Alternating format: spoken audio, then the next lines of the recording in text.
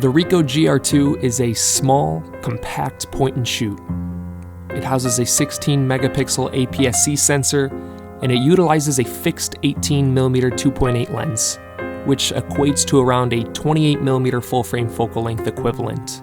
I'm going to be covering this camera from a photography perspective, as this camera is photo-centered. The camera does have video capabilities, which I'm going to touch on briefly, but they're severely lacking as this camera is targeted towards photographers. It's an extremely small and lightweight camera. It comes in around 250 grams with the battery and SD card inserted. A comparable camera, such as the GX85, comes in around 500 grams with the 12 to 32mm lens. Since the GR2 is an APS-C censored camera, you're able to capture images in a 3x2 format with a max pixel resolution of 4928 by 3264, which is more than enough resolution for my needs, as most of the time I'll be using this camera as an everyday carry where the photos will be posted to social channels and or small 4x6 or 8x10 prints. It has Wi-Fi capabilities for transferring images to your phone on the fly. The body itself is made out of lightweight magnesium alloy, which translates to why the camera is as light as a feather in the hand. The handling of the camera is fairly nice. A slightly beefier hand grip would have been nice since the camera doesn't have a very grippy material to it, but that's not too big of an issue. I really love the way the design of the lens system works. The response time between hitting the on button on your camera and the camera coming to life, if you will, is extremely fast. The sound coming from the camera when you turn it on is something to be appreciated in itself.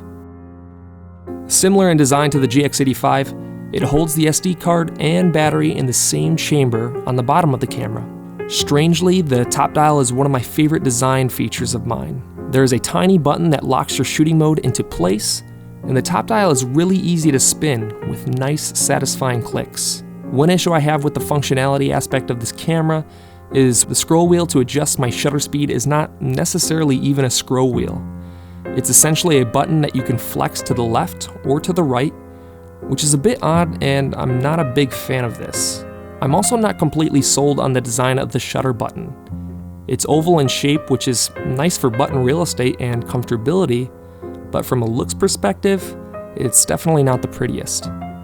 I went into this camera thinking that having the macro mode enabled wouldn't allow you to focus to infinity or focus far into the distance. But that's not the case. All you need to do is have the macro mode enabled and you can focus up close and far.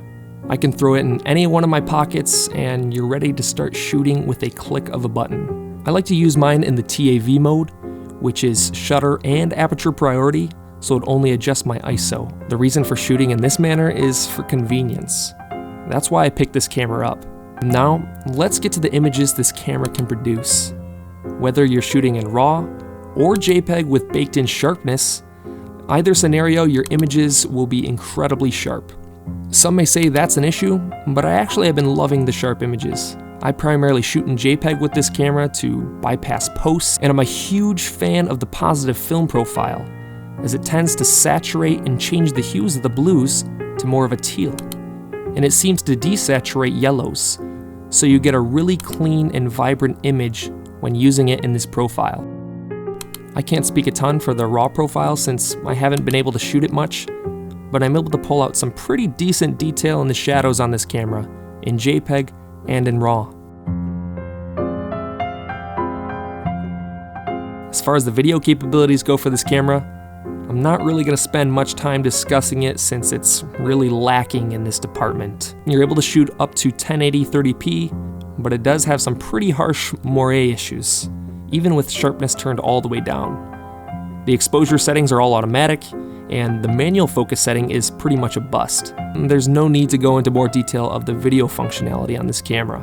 With all of this said, I am extremely happy with my purchase. The Ricoh is everything an everyday carry camera should be, at least for myself.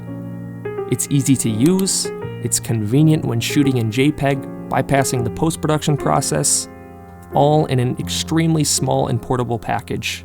Thank you guys for sticking around and watching. Make sure to subscribe if you're interested in seeing more tech and gear videos. Until next time.